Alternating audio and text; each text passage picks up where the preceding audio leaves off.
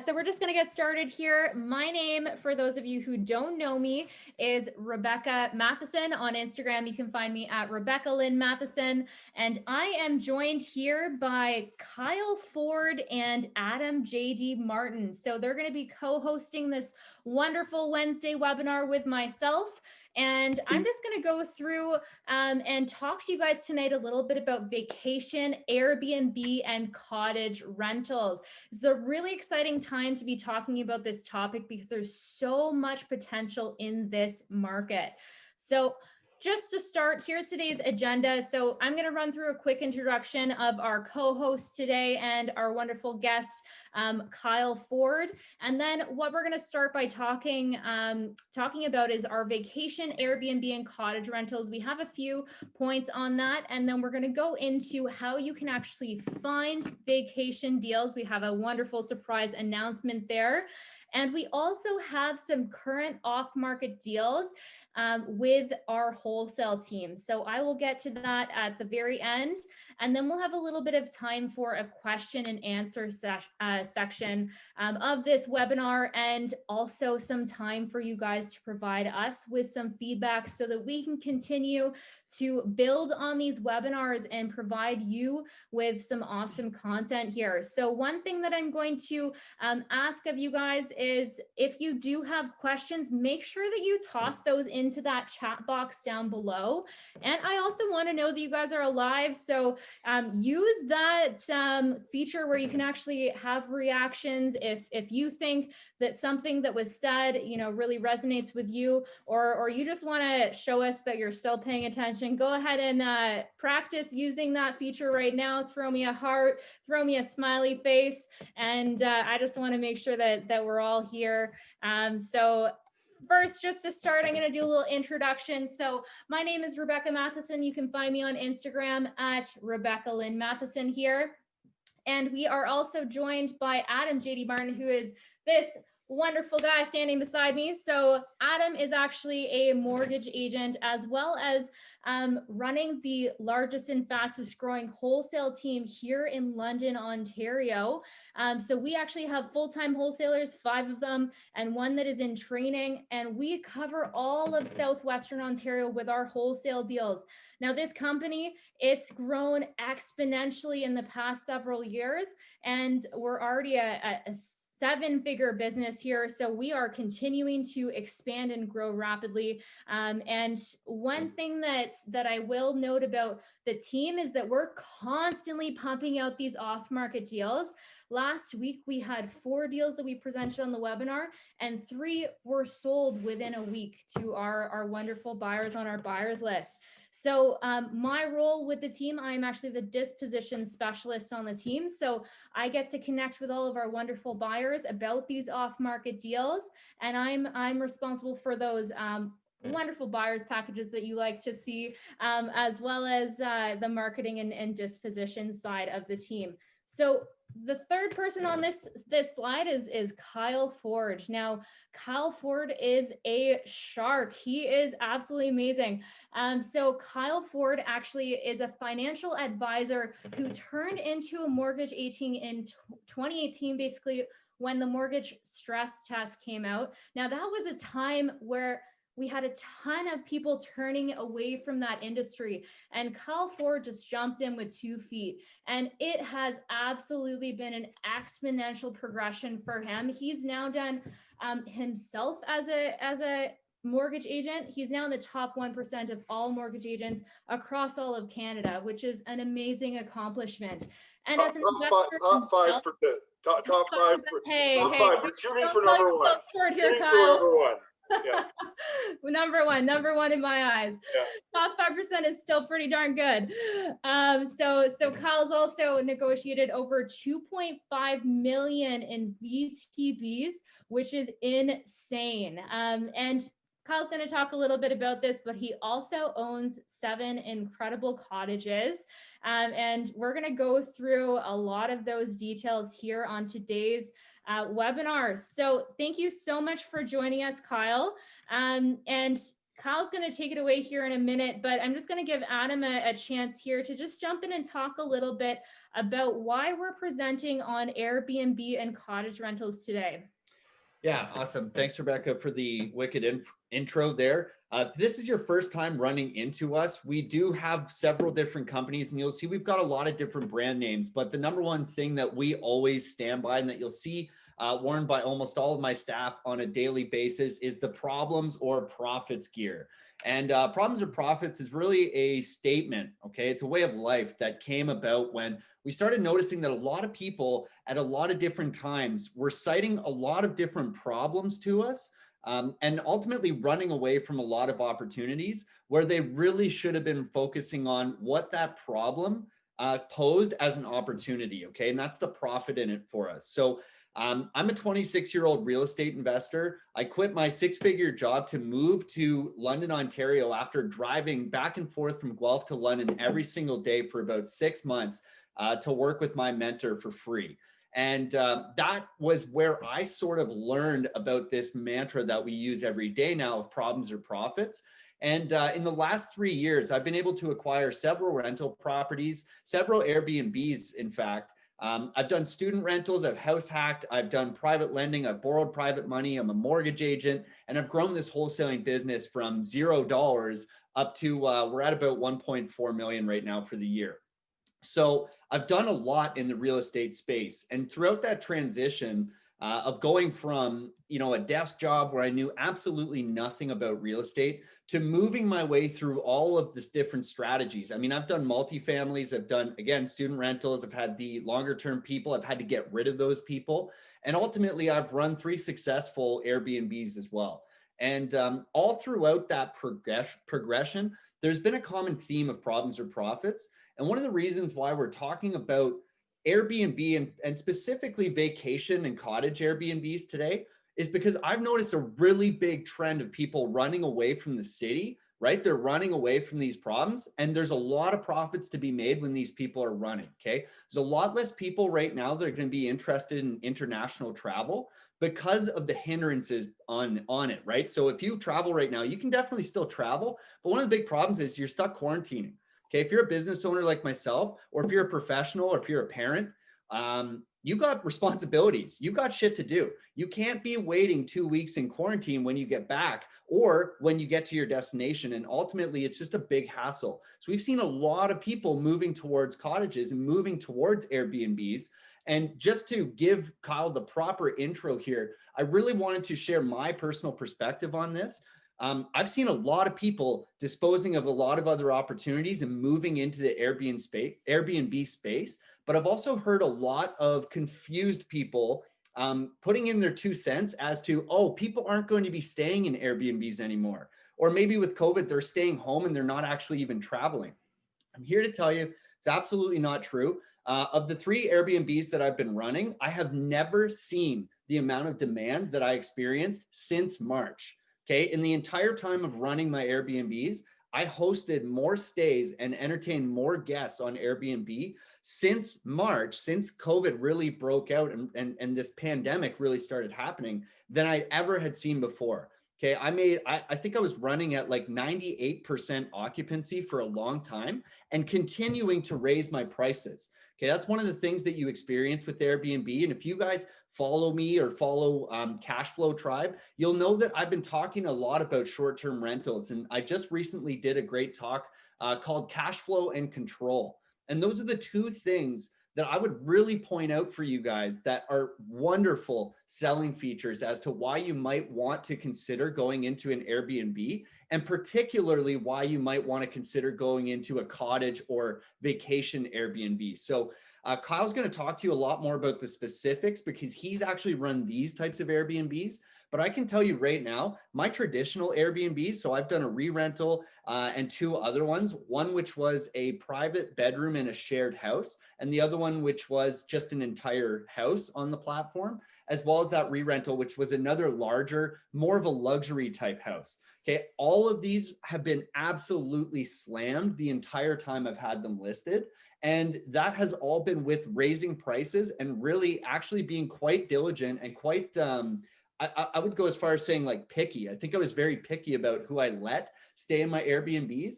And so that cash flow and control has just been paramount. So I'm actually just as interested as you guys to hear from Kyle tonight, because I would love to hear what the performance of those cottage Airbnb rentals was like, given that my experience with the traditional Airbnbs this year has just been astounding. So Kyle Ford, thank you very much for joining us tonight. And please take it away. Sell us on the idea of cottage rentals, please.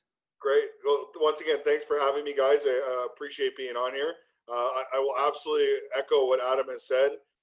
This year for the short-term rental cottage market has been insane. When COVID hit in March, we were just renovating 2 cottages that we're going to show you here, and we had a 3rd cottage awaiting renovation, and we were looking at a 4th cottage, and we had already owned 3, so that gets us to 7. So when March hit, we were committed to these deals, and frankly, we were a little bit concerned because there was a short-term rental ban that was put on at the time.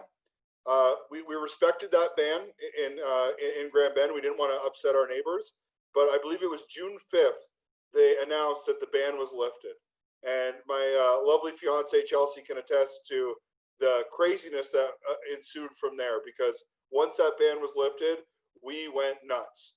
We had several people who, as Adam mentioned, were maybe a little bit scared and decided that they wanted to cancel their booking in the summer because they were worried. We were more than okay with that. We were giving them full refunds because our pricing was like 30-40% increase. So anyone who was scared and was nervous, we were happy to refund them at the time because we could rent that property for $1,000 more for the week. So it was a major upswing this year, and certainly I don't see that changing as we go forward. Yeah, that's an absolute insight, because I think that's a thing that a lot of people are afraid about with Airbnb is, well, what happens when there's a change in demand like that, right? So what if somebody cancels, or what if a lot of your people cancel? And I actually had a very similar experience where in March I had just about all of my reservations for the month cancel, and I was also quite honestly thinking like, you know what, this might be a scary month, because now I'm paying for 3 different properties that could potentially have 0 revenue.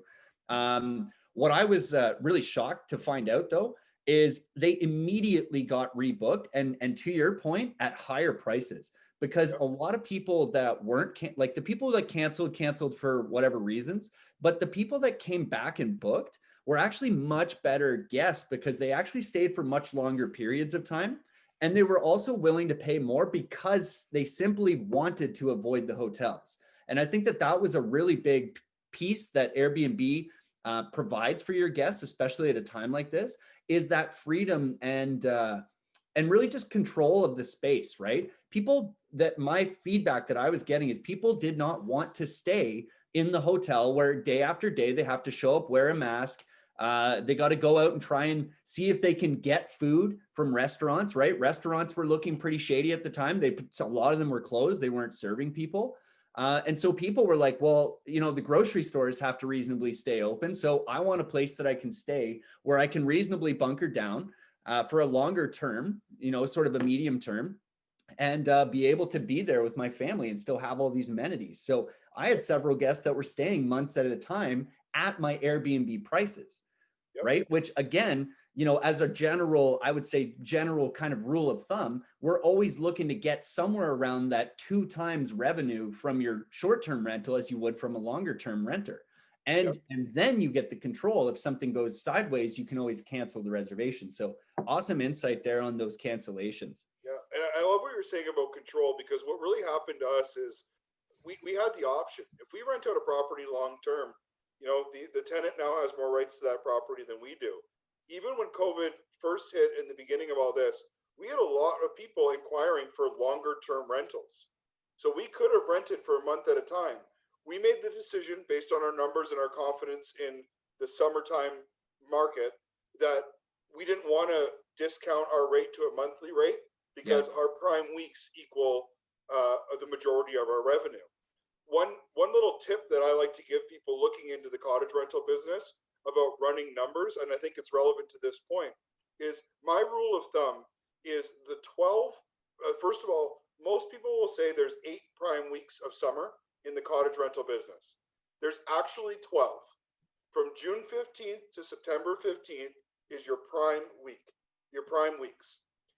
My rule of thumb is every property, those 12 prime weeks must cover PITI, principal, interest, taxes, and insurance. As long as those 12 weeks cover at least PITI, I know that I'm okay to weather the storm another year.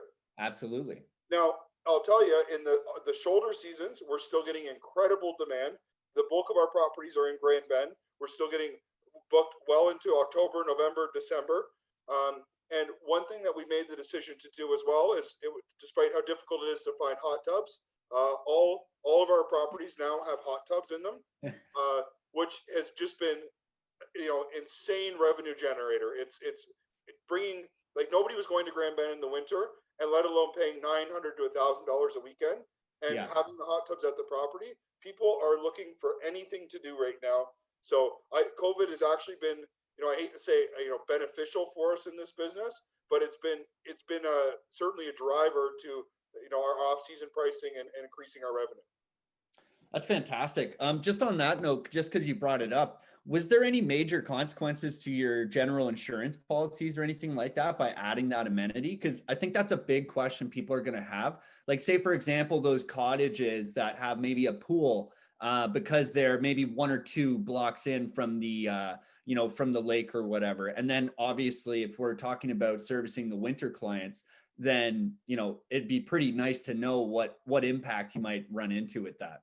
So, when it comes to this type of stuff, disclose to your trusted insurance agent, and let them answer this. So I'll tell you, I just renewed a new policy today. It's $2,200 a year per cottage for insurance. The average single family home is about $1,000, $1,200. So we're talking about $1,000 more. As you would say, Adam, some people might see that as a problem, but for myself, that $1,000 more to be able to operate short term legally with the insurance. If there's any issues, Airbnb has protection. Any bookings that we don't do through Airbnb, we have all of our contracts signed in advance, and our insurance company is aware we are operating Airbnb. There's no surprises there. And I urge anyone who's getting into this business, and I'm going to call it a business because running these vacation rentals is a business, to don't try to pull one by your insurance company to save $500 on your premium. It's too cheap. They need to know that this is an Airbnb and your property needs to be protected as so. That's awesome, man. And I've run into this several times too, because some people on the call maybe have heard of ReRentals and they have, maybe considered it, or they've thought about getting an Airbnb themselves. And that's one of the biggest questions is always about insurance. And I'm a huge advocate as well for just disclose it. If your broker can't help you, there's other brokers out there. And I have actually heard reports of people saying, you know what, I couldn't get insurance. And to that, I'll say for anybody on the call, network, okay? This didn't take me very long to solve. This is a problem that was actually very easy to solve. And I ended up running into the broker who would insure basically anything. He insures Airbnbs, knob and tubes, anything like that at my gym. And this was basic networking. So if you guys need more connections or whatever, please just always feel free to reach out to multiple sources, and then definitely do the disclosure piece. You want that coverage because, again, there are some horror stories of Airbnb, and I'd love to, Kyle, if maybe we get into that. I'm not sure what Rebecca had prepared for us, but if we even just talked a little bit about the horror story side of it, if you even had any. But I know for myself, I've had a couple parties, maybe 2 or 3, and I always felt really comforted from a business owner's perspective, as well as just like, my general sanity, that I knew my insurance broker was well aware I was running an Airbnb and I had that commercial policy for it. And to be completely honest, I don't even think I was paying $2,000 a year. I think I've been paying less. And so you can never make that trade-off. Okay. Your house, your asset, your cottage, your whatever building we're insuring is worth considerably more than that $1,000 a year. And to be completely honest, if your investment strategy can't support that added cost, it's a bad strategy. So that's huge that you touched on that. Thanks, Kyle. Yeah, no problem. Awesome. Yeah. So, guys, let's talk a little bit about investment strategies. And I would love to hear some more horror stories from you as well, Kyle Ford, because it is always fun to hear those. So, let's get into some investment strategies, and then we can get into some of those examples of deals or horror stories that we've had. So, tell us a little bit about some of the different strategies that you've implemented with some of the cottage rental properties that you've worked on, because I know you've done such a whole host of strategies, everything from VTBs to burrs to flips. So tell us a little bit about your strategies and what those differences might be between cottage rentals or cottage purchases and the standard house that you're going to do. Yeah, for sure. So, it indicates lifestyle investment up at the top. And I think that's when I'm talking to a client in the mortgage space about this is the very first question I ask about their cottage. Is this a personal lifestyle decision, or is this an investment? Because the direction and the advice and everything that we're going to do are very completely different. So if you're buying a cottage and you're going to rent it out 3 to 4 times a year, that's a lifestyle decision. That's a personal decision. If your goal is to buy a property and rent it out full time and like all your other long-term rentals, now this is an investment decision. So when I started off in this, I was kind of a little bit of a blur of the two. All I wanted to do was cover pity. All I wanted to do was buy a cottage and rent it out enough so the basic expenses were covered and I would get some free weeks at the cottage. So I ended up finding my first cottage. It was up in Wyerton. I negotiated a 90% vendor take back mortgage on that for 5 years. So that was at 3.99. So he was my mortgage holder. There was no qualification. We put 10% down. That was actually borrowed off a line of credit. We put that down on the property, 90% VTB. And all my goal was to just cover the expenses and use the cottage. The first year I used the cottage a lot more than I covered the expenses. So it was definitely more of a lifestyle decision. From there, though, I realized that if we're not using the cottage, this thing is a big time moneymaker and covering all the other expenses too. So being able to hire a full-time cleaner. So somebody who's coming in every single cleaning schedule. I can say, empower your cleaner, embrace your cleaners. Your cleaner is going to save you so much headache. I'm not there on turnover days. I'm not there when the cottage turns over. And we pay our cleaners fairly. They do a great job. A lot of them feel like it's their property, like they're very proud of it. So if there's any issues or problems, they let us know. So after buying the first one, we went into Grand Bend, and that's where I really wanted to buy a cottage. I had a private mortgage finance that cottage, and we did that as a burr. It was located right down at 16 Pines, so one street back from the water. There had been one owner for 60 years. Treated the property like gold, but it was floral brown carpet. It was nice. It was clean, but it was dated. So that's where we did our first burr on that deal, and we were able to get maybe like 90% of our capital back. I think we had about $20,000 left in the deal, and we had a cottage right down by the water in Grand Bend that covered itself. That was cash flowing for us, and we were using. So that was kind of the aha moment for me when I was like, this is good. This is going to work really well. It snowballed from there. So a property across the road went up for sale after that, which was a beachfront cottage in Grand Bend. They were listed for 1.3 million for a year and didn't get any offers.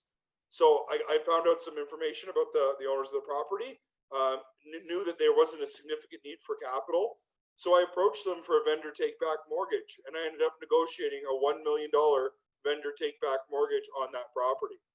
So negotiating that VTB, we're going from there. That the VTB is actually up next year, and we're developing the property. We're hoping to get a 4-unit condo on there. The original plan was actually just a really big house, but we're pivoting towards a condo development now. You want me to keep going, guys? Dude, that's a huge VTB. Sorry, like I don't think a lot of people necessarily are going to grasp what you actually just said, but the vendor take back mortgage, right, is a mortgage product that's a clause essentially that you would put on a Form 100 or an agreement of purchase and sale. So what Kyle essentially did there is he would have said to his seller, hey, seller, I would like to purchase the property at your given price, but what I'm going to need to do is actually have you hold back a mortgage on the property so that I don't necessarily need to qualify for that portion.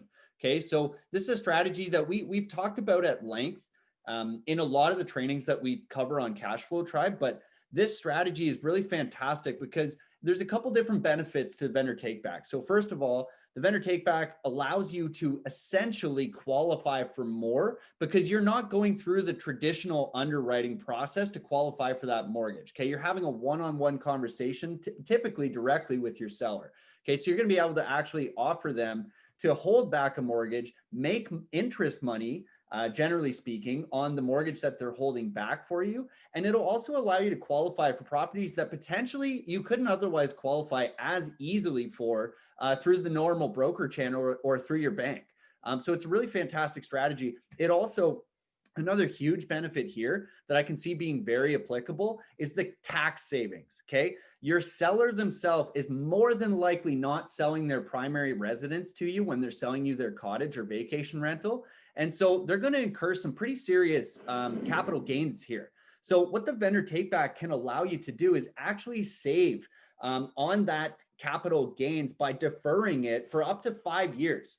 Okay, so essentially, as much as they hold back for 5 years, they can push back those capital gains and distribute them over those years so that they're not getting hit with a huge price and a huge lift in their capital gains. So really powerful strategy to capture here. And obviously, if we don't need to go and raise an additional $1 million, or we don't need to qualify for an additional mortgage for $1 million by traditional means, like factoring in our gross and total debt service ratios, there's a huge opportunity here to actually approach cottage owners and these people who maybe they've owned it for 60 years, like Kyle's saying, and maybe that area, like Grand Bend 60 years ago, was not what it is today. Let's just keep it simple. And insert here any area you're thinking about. Think Lake Joe, think Muskoka, think whatever you want.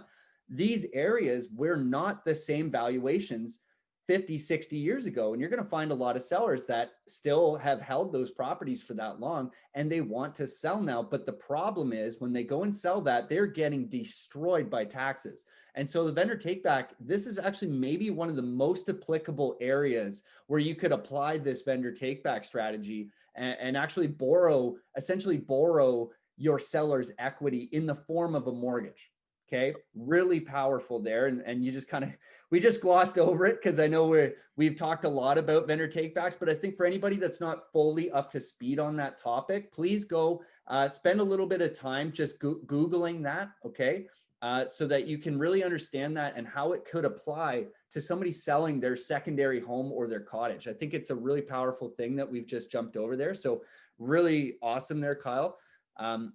I think it might make sense now if we jump into some of the next slides here. We can talk about some of your example deals and maybe just like how you got into them, what it was like, how they're operating today, and maybe whether or not you would do these deals again.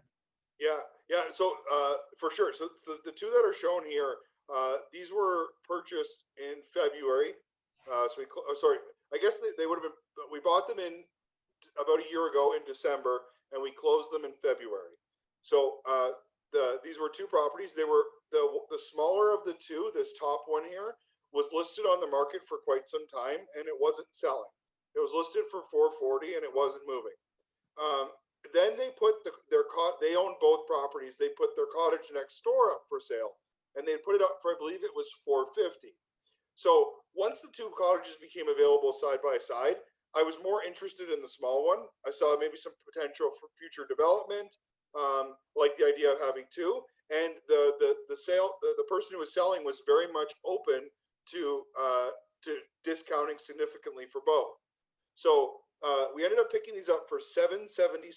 The seller's lucky number was 7, which happens to be my lucky number as well. Picked them up for $777. And just a cool thing, kind of speaking to Adam's last point about the VTB, the bigger cottage on the left was their primary residence. The cottage on the right was their investment property. We paid a lot more for their primary residence Absolutely. than we did for their investment property. Amazing. What that means is they got more tax-free equity. So they were willing to give a bigger, we got them so focused on the taxes that they Yeah. were prepared to give away the second cottage because they knew they had to pay taxes on it. So we picked these up for $777. We spent about $225,000. We were essentially into this for $1 million. And they reappraised 90 days later for $1.2 million, dead Nice. smack in the middle of COVID. So what that's resulted in now is we closed on these with private mortgages, and we took a JV partner. That JV partner invested a total of $240,000 into this project. As of today, December 2nd, so less than a year, they have all but $7,000 left in the deal. That's and incredible. just with the additional cash flow from the hot tubs, we're going to be able to pay them back by the 1 year mark. That's awesome, Those Kyle. hot tubs. Can you touch though? That's a lot of cash going in for renos. So Yep. Can you just touch base? Like what quality standard are you seeing from your guests? Like what do we need to do to actually bring, primary residence and a rental cottage? Maybe it's been owned for a long time. It's probably not updated. What do we need to do? The people who are paying big money have higher standards. Yep. They might tell their friends at their social group that they're looking for a rustic cottage experience. They're not. They want granite, they want stainless steel, they want air conditioning, they want all the amenities, and they're willing to pay for it. So I highly recommend renovate the properties, renovate the cottages to get them in the highest, nicest, best shape as possible. We have 2 cottages out of our 7 right now that aren't renovated, and the only reason they're not renovated is the one's being torn down, and the other one is scheduled to have a major renovation later. We just didn't want to do a cosmetic one there. We want to blow the roof off, put a second story. It's a whole thing.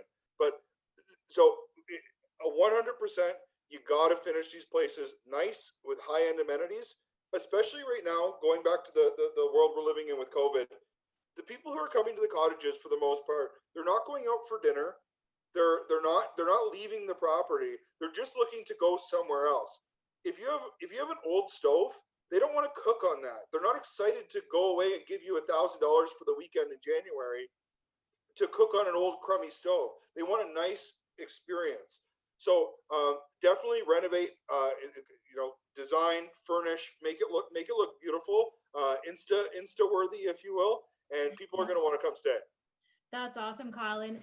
One thing that I want to touch on here is your strategy with these 2, because this is something that not a lot of people are thinking of right now. We're getting into the winter. No one's thinking of cottages. But when no one was thinking of cottages, just like when no one was going into the mortgage business, you went full head on. And your strategy was was to buy in the off season, renovate in the spring, and be ready to rent in prime season. So you have some pre-planned strategy going on here, and I absolutely love it because it's so killer. Like, this is what's setting you apart here in this industry. And I'd love to hear why you went with that strategy and how you've had success with it, or how you've applied that with this industry. Well, I've been investing for almost 8 years now. One thing that I've actually just started to do recently, and maybe this is just a personal decision, I'm trying to keep my big renovations away from July and August, mostly due to trade availability. They seem to be more busy in that time period. So I've been trying to pivot my business to have my major renovations happening more away from July and August. But specifically in the cottage business, a lot of people are thinking about selling in the summer, but they're too busy enjoying the cottage. Once that October, November comes around and the maintenance starts and the work starts, now the fun is over. The sunshine's gone, it's dreary, it's rainy, the snow's coming. So now's a better time to negotiate with these people. So I like it in the small towns for trade availability in the winter time. So that works out really well when you're the one providing work in the off season, as well as I'm finding I'm able to negotiate better deals. I love the red herring move on these. So when you go in October, offer April.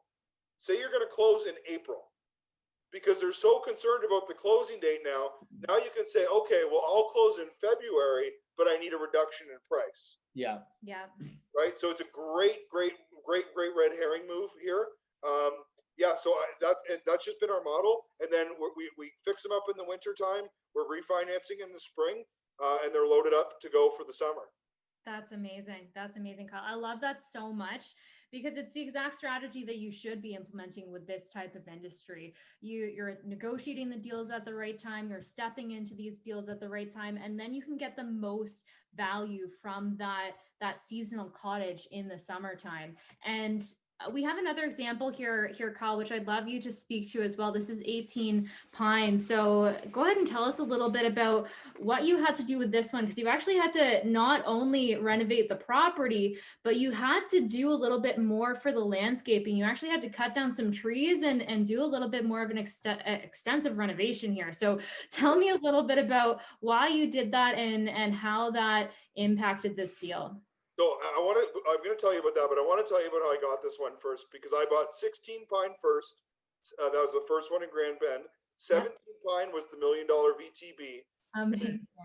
Right on the corner, I had Boardwalk and Park Place, and right on the corner, 18 Pine went up for sale. And full transparency, guys, I just wasn't in a position to buy it at the time. I was in the middle of my 10-plex renovation at the time. I had so much stuff going on. The timing wasn't right. So I made an offer with a 2-year close. So I'm going to buy your property and not close for 2 years. So they were so concerned, and the initial offer was $500,000. They were so concerned with that 2-year date. I finally agreed to close 11 months later with a $65,000 discount on the original offer price. Wow. So once again, amazing red herring move. They were so concerned about the closing date that they didn't realize that every time they moved the date closer, I was taking 20 grand off the price. Yeah. So, we bought the property for $435. We spent $90,000, and I have to double check that. It might have been closer to $90,000 to $100,000 to fix this up in full. The really cool thing about it is the problem with this property. It was the second row back, but the property across the street had all of these trees blocking the view. So on the day that I firmed up on this offer, so 11 months before I closed it, the day I firmed up on this deal, I owned the property across the street. I went across the street and cut down all the trees. So I turned this property from a non-lake view property to a full lake view property.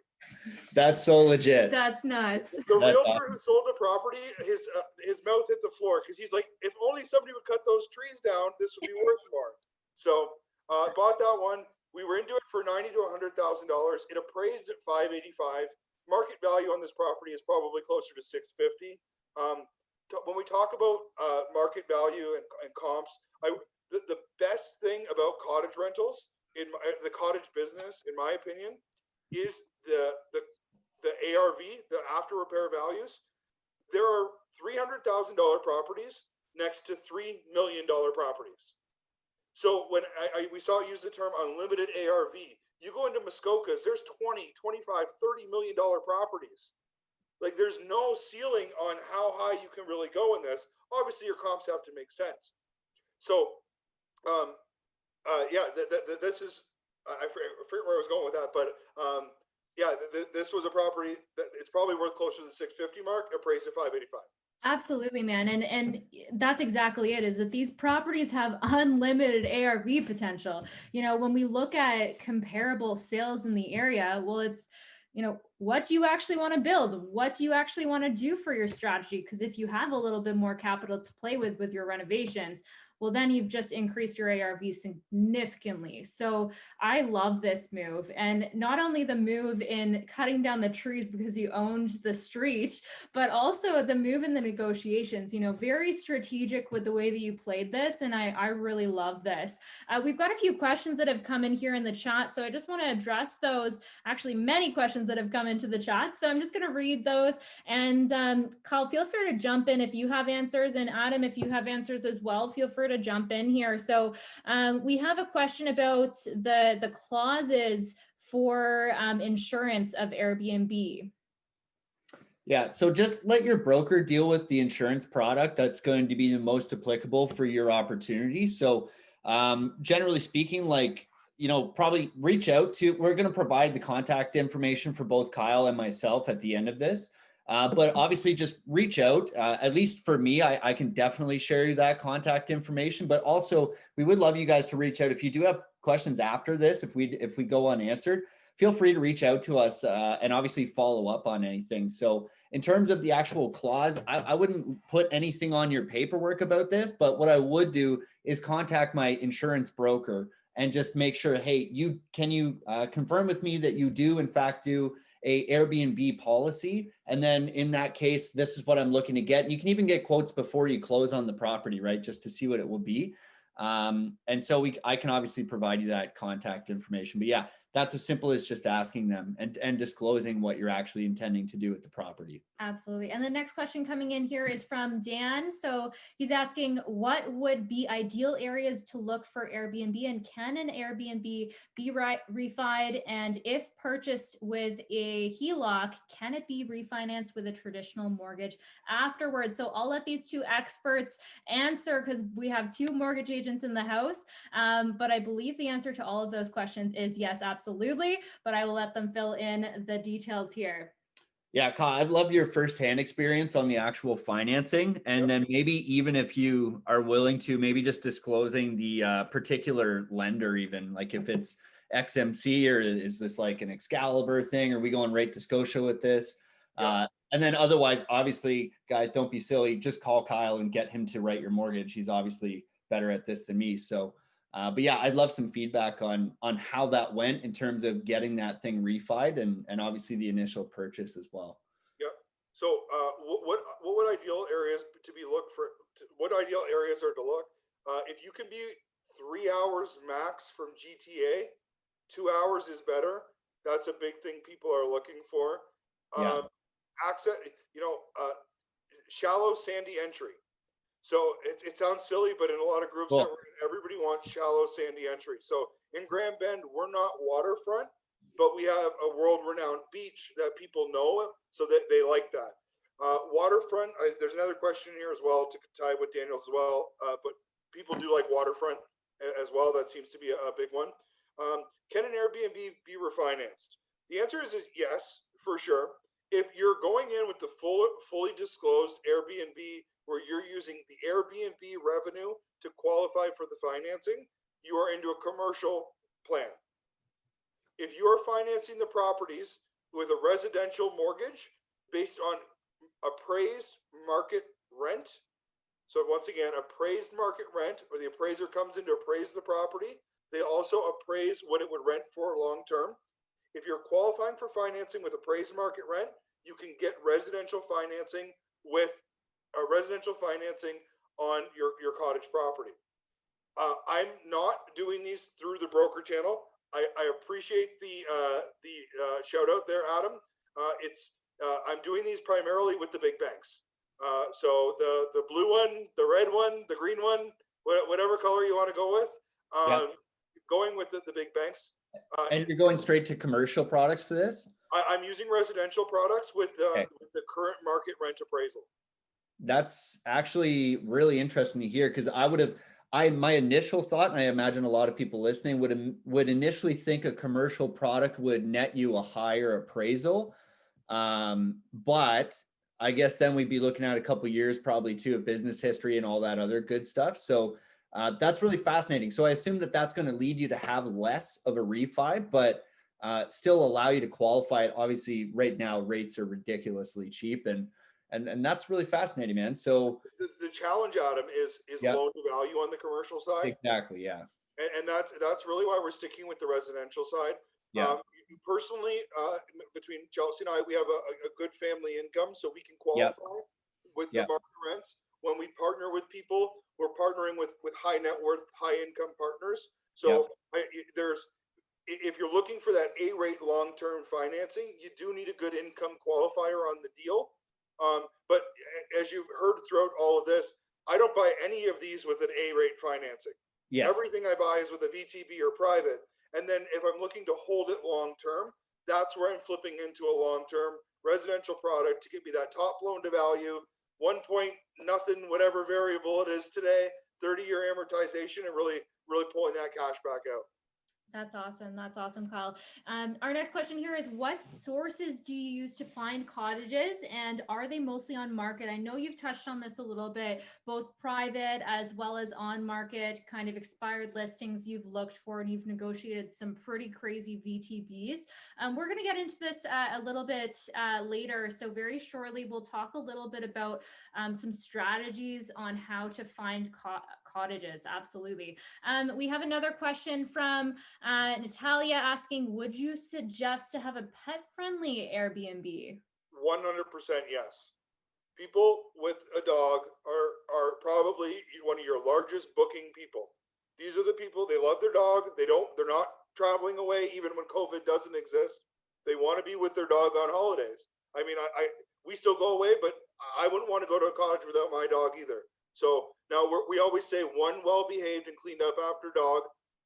Some people say I have two little Maltsu, Patsu things, so those are fine too. But we really try. We no like not a ton of dogs. One cleaned up, and the great thing about short-term rentals is you are taking a security deposit on every deal. This isn't the Ontario LTB here, guys. We're allowed to take a deposit, and if there's damage to the property, you're gonna take a portion of that. So I think it's personally, without hopefully not offending anybody else, I think you're crazy to not allow a pet at an Airbnb cottage specifically. You are leaving tons of money on the table. Yeah, and I will absolutely parrot that as well in my own experience. Just even with the basic Airbnb rentals, I've always allowed pets. I think it's one of the huge things you can do. And the reality is, guys, if you're listening to this and maybe thinking, you know what, that sounds maybe like some hassle, you got to think about it like this. My cleaner is $25 an hour. Okay. If somebody, and this is business, guys, try not to get the emotions into this. If somebody's willing to pay me $50 more and it only cost me $25 to clean, this is a no-brainer, right? We're putting in $1, we're getting out $2. And quite often I would probably position it to you that it's even more than that. I think you can get more. You can probably even get, when I was doing my basic rentals, I was just adding them on as an extra person. So I was getting an extra $20 per night. Okay. And an increased cleaning fee. And so now you can obviously price this however you want, but you do the real quick math. It's not going to cost my cleaner more than an hour to do the thing she already should be doing. She should be vacuuming everything. She should be cleaning, all the surfaces that would have hair on it, right? She should be changing the bedding and making sure that that's not a thing. And then planning for this, you obviously want to Kyle's point about renovations, you really want to be choosing the right materials. Okay. This to me always means luxury vinyl plank flooring. Okay. 100%. This is an indestructible product. You're going to have a really, really hard time messing up luxury vinyl plank without some sort of like real negligence. Okay. It's very hard to scratch. It's for the most part, I think almost all the products are waterproof. Great for sound and everything like that. Like it's a great solid product. And I mean, you can get some of the nicest luxury vinyl plank for, not much more than $4.50 to $5 a square foot installed. Okay. So we're often picking it up here in London, Ontario, and, put on like a Muskoka tax or whatever, even if you want, add 10% to that. It's really cheap for a product that's almost indestructible.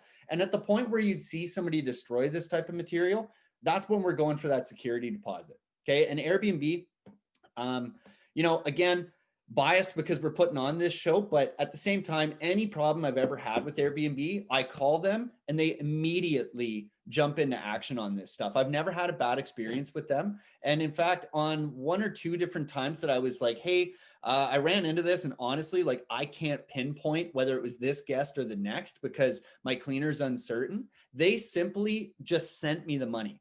Okay. They didn't even ask any questions. They just said, listen, give us a receipt for whatever it's going to be to get that solved, and we'll have it fixed for you. And I just thought that was a really cool thing. And if you guys are on Cashflow Tribe and you go back and you actually listen to my cash flow and control presentation, part one of that, I go into a fair bit about Airbnb's history and where they're at today. Okay, this is a multi-billion-dollar company. And that in and of itself should give you some of the comfort that you want as a business owner when you're choosing what platform to use or whether or not to use a platform to begin with. Okay, the level of exposure you get on Airbnb is unbelievable in terms of visibility for your rentals. And then they back you up with a lot of customer support, and it really doesn't cost you much. So I haven't even seen it come into the chat yet. But one of the biggest questions with Airbnb is always, well, what's their take? Well, Airbnb is only taking 3% from the host. Okay, 3% of your revenue. That is nothing, guys. Absolutely nothing for the platform to market you like hell. Okay, so as soon as you get that onto the platform, they push you initially because it's part of their algorithm to push new listings and incentivize you to stay. And then once you get some traction, they push you even harder. And then after a few months, if you qualify for super hosting status, now we're even getting further up the list in terms of visibility. And if you can add amenities like pets, if you can have amenities like hot tubs and any of these other things to add to the vacation rental, it very clearly pays out in the end. I think one of the questions there, I don't know if you have the data pinned down, but some people were asking, what was the actual differential between hot tub, no hot tub? And I don't know if you got that data, but I don't have it as a data point, but what Yep. I can tell you is we got them in November 9th, and we were basically booked solid till Christmas. And once we got the hot tubs, we booked solid. amazing. That's amazing. It was, and it's what people are looking for. So the other thing that I'll tell you, which is probably going to shock you a little bit, is less than 20% of our bookings are on Airbnb. Oh, that's fascinating. That's very cool. We are direct on social media, primarily Facebook, cottage groups, buy and sell groups. Now we have the website that's driving a bunch of traffic to it through those Facebook groups. Less than 20% are actually on Airbnb. We get more on Facebook from people who didn't know they wanted to book a cottage than we get on Airbnb. They're cruising down Facebook and they're like, "Oh shit, that's a good deal. I was thinking about doing that." So That's really cool. You can see on the link. This is another thing we do, and it's going to answer another questions. Daniel asked about: are there any other mistakes that can easily be made? Don't create a job for yourself is the biggest mistake that I could suggest here. Hire the cleaner, embrace the cleaner. If you notice on our website here, you can see weekends are booked Friday to Monday, weekdays Monday to Friday, full weeks Friday to Friday. Yes, that means you can't book any other blocking than that. Yes, some people don't like that. Yes, but it makes our business scalable. Our cleaners are only booked Monday to Friday. They got 2 days. We only do these booking cycles so we're not turning over the cottage twice a weekend and having a party on Friday night and a party on Saturday night. So by really tightening things up, and we give options in number of cottages and times of year they can book. But if you're booking a weekend, yes, you might leave Sunday at 4 and you're paying for Sunday night, but you booked the full weekend block. So That's fun. Don't create a job for yourself. This is a business. It's not just a cottage investment. It's not set it and forget it. It's not just hire a property manager and you don't need to worry about it. There's maintenance. There's a lot to this. But at the end of the day, the reward is there, and just don't create a job for yourself. Invest in it like a business. Awesome. No, I think that's fantastic. From the standpoint of marketing strategies, I think that's really interesting that you actually only get 20% of your business through Airbnb. It wasn't hard to find you on Airbnb. You've definitely got a solid profile going on. And this is an example of one of those deals that we talked about earlier. You got some beautiful photos, and we talk about high-end finishes and the marketing strategies that you have here. Like, this is absolutely fantastic. And it's no wonder that you're booked so regularly, because you've actually done the due diligence. You've put in the work to make sure that you have the right people in place to do your marketing, the right people in place to do your cleaning. You've outsourced the right things for your company in order to ensure that you can have success in these ways. And I think that that's absolutely fantastic, Kyle. So the next thing that I want to talk about here is just a little bit about how we find deals. Now, you've actually negotiated many off-market deals, which is fantastic because you are on the street. You can just see when those deals are going up or scour those expired listings, which is fantastic. Now, something that I mentioned at the beginning of this chat is that myself and Adam, we actually work for, and Adam owns the wholesaling company here. So we specifically work in Southwestern Ontario, but we do have a surprise announcement today, guys, and we are actually going to be moving into the cottage industry. So for those of you who are asking about finding vacation deals, this is the place to find them, guys. So we are currently just building out our buyers list. So if you are interested in being on our off-market buyers list, here's how you're going to do it. And again, I'm going to be sending this link out at the end of today. All you have to do is just submit your information onto this list, and you're going to see all of our deals and exclusive offers for off-market properties. So if you're struggling to find some of those deals, we are taking the legwork out of there. We're going to do the pre-negotiations. We're going to do those red herring moves for you. So for those of you who didn't know what that reference was, it is a fantastic negotiation strategy. And those are the types of deals that it's going to be a perfect opportunity and a perfect time to enter into this cottage industry with COVID, with so many people who have had travel plans changed, like myself even. At the beginning of this year, I was planning on going to South Africa. Well, I was a week away from flying, and that got axed really quickly when COVID hit and the border shut down. And myself, like many others, have experienced swerves this year.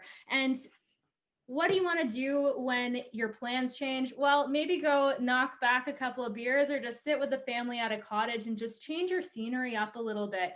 And I think that that's fantastic that you've really gone above and beyond, Kyle, in your business model to make that environment for people to go and have that getaway in Canada. And that's something that right now is a time to really be patriotic, go travel in your own country, go up to the cottage and explore a lot of these things.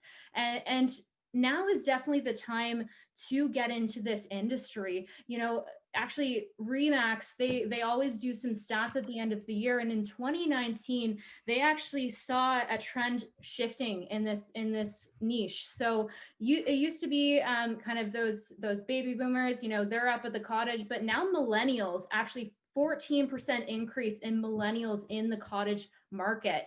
And that's a huge, huge thing. So over half of millennials in Canada are looking to buy a vacation rental right now. So this is just the perfect time to get into this niche. And it's so great that we've had you on, Kyle, to just talk a little bit about your experience in this industry, because you bring such a dynamic wealth of knowledge.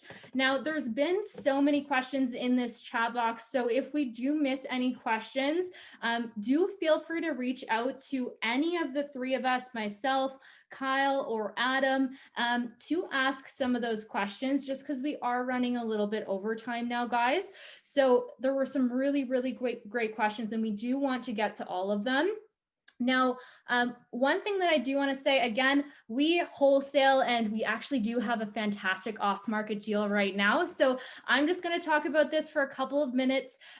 However, this package will be sent out to you following this webinar. So you don't have to worry if you do not have the full picture here, but I'm just going to jump into this new deal because it is a fantastic one. So you guys should be able to see this here, but I'm just going to pull up the photos just so that you can actually see.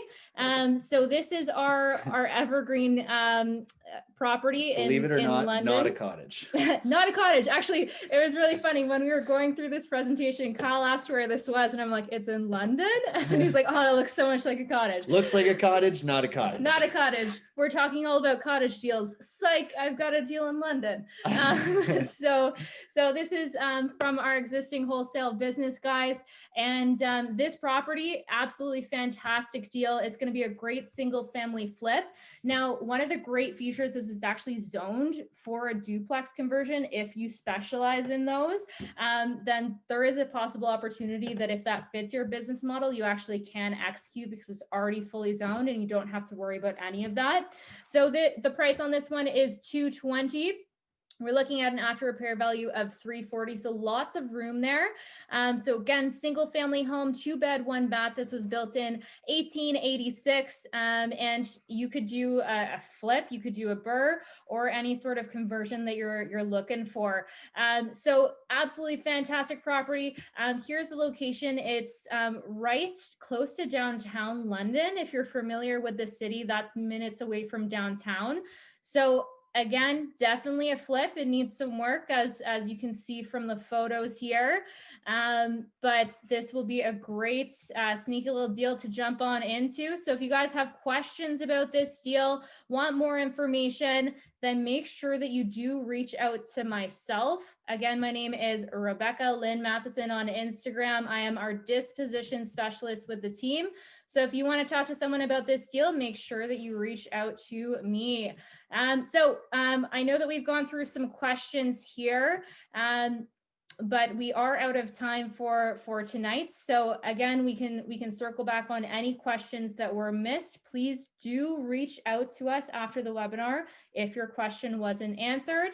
And another thing is that we are doing these Wednesday webinars. It's just been popping up every single Wednesday over the past few weeks, and we're looking for feedback on these webinars. Now, I know some feedback from previous webinars was to answer all of the questions, and we did not execute on that today. So we will continue to work on that. We might even just host a question and answer webinar on one of these Wednesdays, just so that you guys have the opportunity to ask any questions that you have, either about the cottage business or about any of the previous webinars that we've had, so that we can just have a little bit more engagement and interaction with you guys. So thank you again for coming. I'm going to turn it over to Adam to close us off today, and also give Kyle an opportunity to talk here. Here is how you can contact all three of us. And I will be sending out links to Kyle's website, links and information about some of the deals that Kyle has done, as well as that feedback survey and that package for that evergreen property in London. So Adam, I'm going to turn it over to you, and we'll get Kyle to say a few words here to close out this webinar. Awesome. Yeah. Thanks again to Kyle for tuning in, and everybody that stayed. It looks like we still got 60 people here. So again, as always, we really do appreciate your time and attention. You obviously could be spending your time anywhere, and you're here with us. So I hope that this did enlighten you and hopefully shed some light that this is possible for you. Obviously, Kyle's brought up some things tonight that might lead you to draw some conclusions, right? This is a successful business model when you take it seriously. But also just note that we did go over some strategies there, which were fairly capital intensive. So if you're just beginning and you're just starting to learn about this stuff, take your time, right? Do the research necessary to start really looking into the areas that might be appropriate for this for you. And then take these lessons from tonight to heart and just really listen to what we were saying. It's a capital intensive strategy, but it's got a lot of return. Okay, there's a huge incentive to get into this. And I really just hope that you guys really picked up on all of the gold that Kyle was laying down there for you tonight. There's some things in there, if you just go back and you really think about what he was saying, that could help you catapult a business in vacation Airbnbs and cottage rentals. And obviously I'd love to answer all of your questions, and we are going to be out of time here after Kyle's done, but we're going to be sending up a follow-up email for you guys to respond to. And we'll also get you guys hooked up with that cottage buying buyers list. So really important that you guys sign up for that, as I'm taking this very seriously. And if you guys know anything about me, you know I commit to things and go all in on them. So we are going to absolutely have off-market cottages available for you guys if you sign up for that list. And those should be coming up as early as January. So by January, which if we're listening to Kyle, great time to buy, especially if we're going to use some of those red herring tactics to really leverage our closing dates to get the maximum value. We can start looking at cottages in January, potentially closing in February. Okay, so really cool that we're going to get this steam rolling. And again, just thank you, Kyle, for all of this. And I noticed some people asking there for a recording. Go to my YouTube channel. I'll publish the whole recording on YouTube. It's AdamJDmartin. Okay, that's the YouTube channel. So it's just youtube.com/AdamJDmartin. I'll have Rebecca attach that to the follow-up email, and then you guys can go and look for that in the next few days. Okay. So Kyle, if you got any closing words, I'd love to know as well where we can find you, and we'll put that in the follow-up. But just thanks again, and if you have anything else you wanted to say, feel free. Thanks everyone for listening tonight, and hopefully you found some value. Buy as many cottages as you can. I'm happy. I'm of the abundance mindset, so feel free to come down to Grand Bend. I buy most of them now, but I know there's still some more available. I just wanted to let everyone know about a little contest we have going on.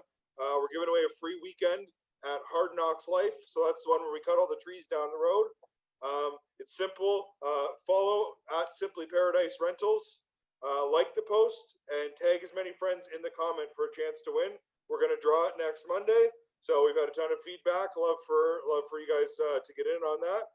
And then any questions on the financing stuff, cottages, feel free to reach out to me. Kyle at bremacrealestate.com.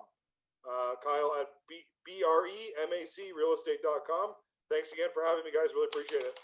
That's awesome. Thank you guys so much. And as always, we appreciate all of you. Come find us on Instagram, YouTube, Facebook, whatever you want to do. And we will be sending you that email as soon as possible. Good night, everybody. Night, guys. Thanks for coming.